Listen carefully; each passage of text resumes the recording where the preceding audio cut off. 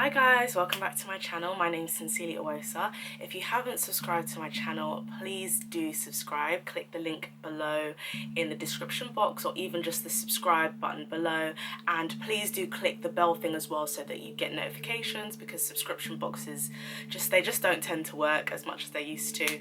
But yes, thank you for coming to my channel again today. It's kind of like a life update, and also like to give you some, like something poking into my bum, to give you some tips and pointers on stuff that I've been doing to help with my mental health. So in terms of like a life update on how I've been doing, I started counselling. I don't know why, but I can't remember the actual date that I started counselling or the actual month. Very bizarre, but going off the back of my head, I think I started around June or May. So I've been doing counselling for May, June, July, August, September, October-ish. So it's about 6 months. And it has been slow progress, like really slow progress.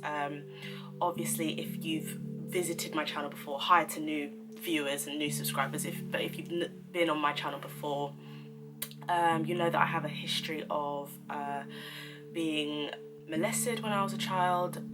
So that was one of the issues that, well, basically just trauma really, that affected me throughout my life. And because I didn't talk about it for a very long time, it affected my mental health, obviously. I didn't tell anyone for about almost 15 years.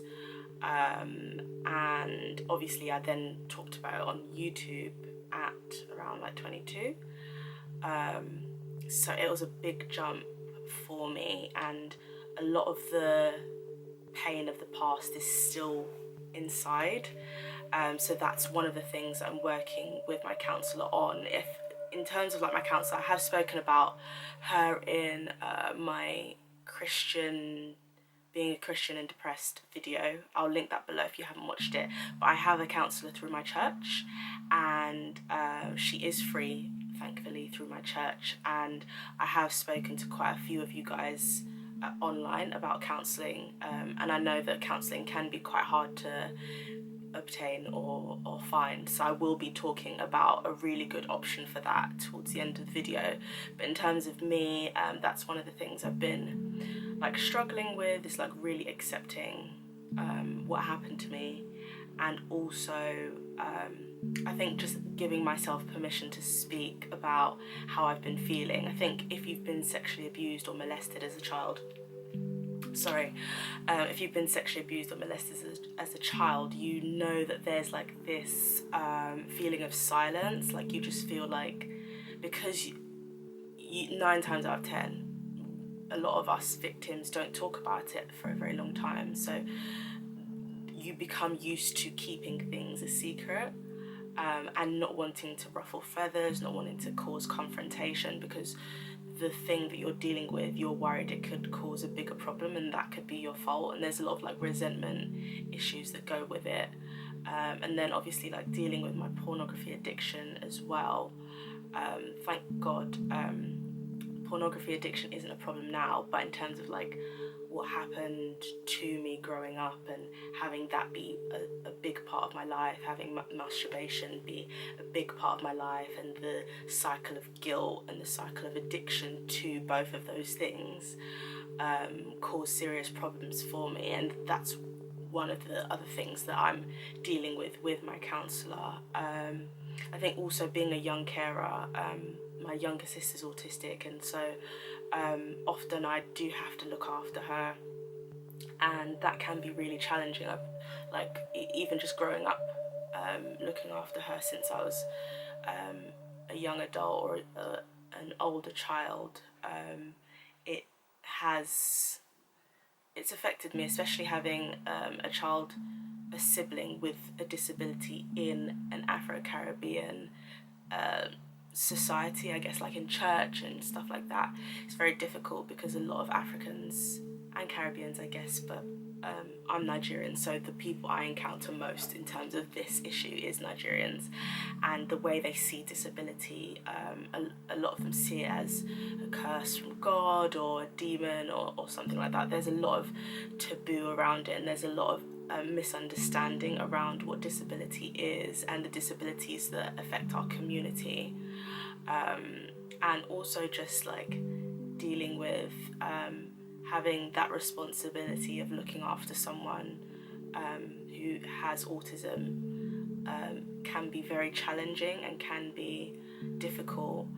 So that's one of the things I'm dealing with in terms of like my counselling. Also, like just being on YouTube as well can be quite difficult, because like seeing, like you can get into that comparison game of seeing other channels or other YouTubers do really well and you feel like you're not doing well, and comparison really is a thief of joy, because someone could look at my channel and be a smaller YouTuber and think that things are rosy with me, but you never know what's going on behind closed doors.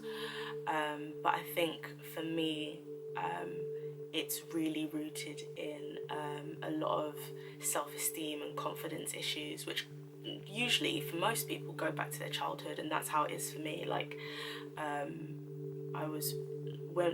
I have like lived in a few areas in terms of in London, and when we moved to Essex, which was it was a very, well, it's not now, but it was a very white Caucasian dominated area, and so I had to deal with bullying, which was really rooted in a lot of racial issues and hostility because of, you know, the colour of my skin. And then also I have talked about a lot of this, so I feel like I'm repeating myself, but I know that for some of you, so I'm just going to cross my legs, for some of you this is new news. And also dealing with bullying in secondary school as well, and a lot of that I think was due to my weight, because I was very, very skinny. I was also I am dark skinned, and I did get a lot of bullying from other black girls, I was going to say women, other black girls in school, and also white people in school as well. And because my hair wasn't like theirs, I wasn't allowed to wear extensions or relax my hair or texturize my hair, because we went to a really strict church. So I looked very different to both sides. I looked very different to black girls and the black guys at my school, and I looked very different to the white people in my school. So that caused a lot of tension, a lot of bullying, and a lot of frenemies, like friends who act like they're your friend but they're constantly teasing you. And that's one of the things that I kind of just thought I had to put up with in secondary school, and it wasn't until I grew up a little bit, and around like 17, 18, I realised that that's really like a toxic friendship to have. But because I put up with it so long, it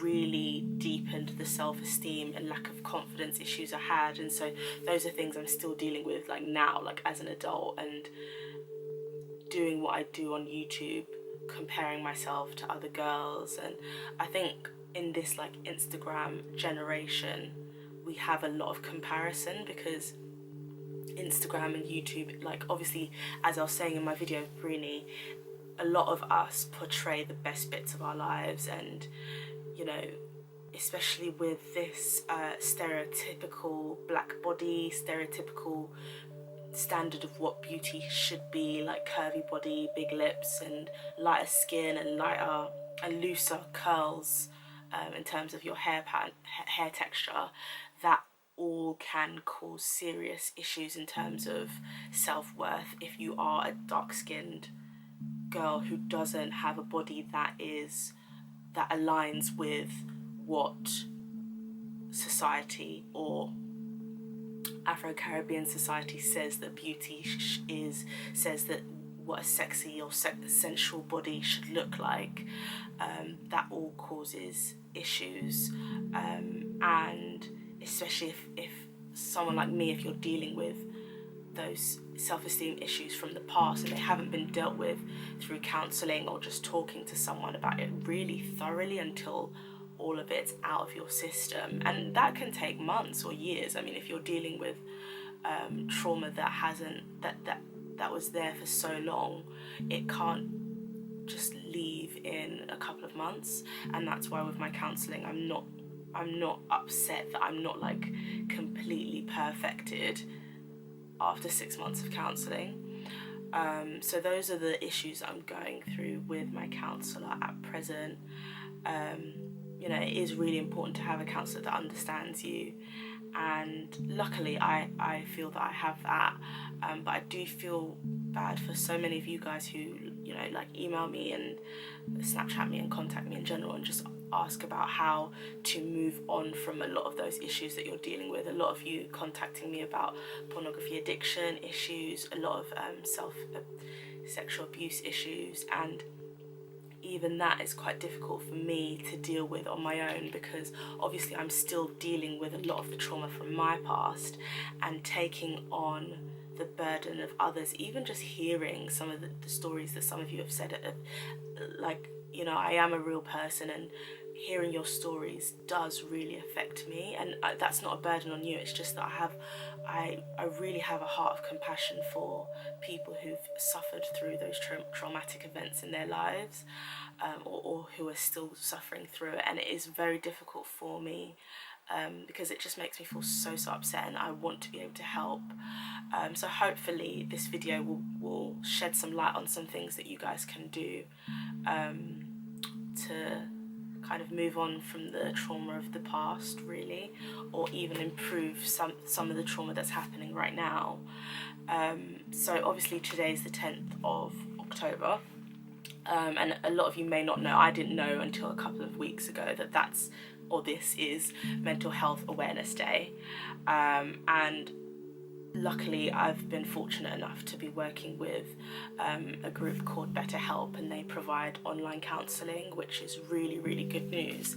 And the great thing about Mental Health Awareness Day is that it's there to mobilise efforts in support of mental health, and it's just a day to talk about making mental health a reality for people worldwide. BetterHelp is basically on a mission to help everyone who's suffering through life's problems and life's challenges. They want to provide an easy and affordable way to receive counselling from a licensed therapist. Now obviously, because it's online, it's really convenient, and you know, you want to be able to have access to counselling. You can have that through your laptop or your tablet or your phone, and the great thing about it is that you can be matched to a counsellor within 24 hours or even less, and it is quite affordable. If you do want to do weekly counselling, there are sessions for about 30, I'm converting it from dollars to pounds, but it's sessions for about £30 a week, which is less than your average counselling service provides. Now in terms of the sign up process, I'm just going to walk you through it. So the great thing about it is that there's a questionnaire. Now the questionnaire helps to find the best counsellor for you through BetterHelp, how you've been feeling lately in terms of your mental health, and with all of that information that you put in, you get matched to a perfect licensed therapist for you, and through the app you can message your counsellor. Now there are 4 ways that you can talk to your counsellor. The first way is that you can text message them on the BetterHelp app. You can video call them, you can also phone them on their number as well, and the last way is that you can email them through the app as well, which is really useful. So hopefully this should help. All the links to BetterHelp will be below. By using the referral link, you're supporting my channel. I may receive commission on sales, but I only promote products and services that I really do believe in, and I'm so happy that this service and crossed my path, really, because I have really been wanting to find something that I can tell you guys about that can hopefully help you, especially if you're not able to get a counsellor through your church like me. I think online counselling is a really, really good way for you to get help, and it is really convenient. Yeah, in terms of like my mental health, I will keep you guys updated. It is difficult, and you know, if you're new to my channel, I have talked about my mental health before. I've talked about you know, my feelings of depression and anxiety, and my history of self-harming as well. I will list all of those videos below as well if you do want to watch them. And for those of you who are pornography addicts, or recovering pornography addicts and want to find more help, there will be a video below, and also some books and some resources that I think will be really useful. I came across a really, really good book on pornography addiction, so I will leave that in the description box. It's really, really useful, so please check that out. I hope that you've enjoyed this video. If you did, please do click the like button. If you have any questions, please leave them below, and make sure you subscribe as well. Thank you so much, and yeah, see you guys again soon. Bye.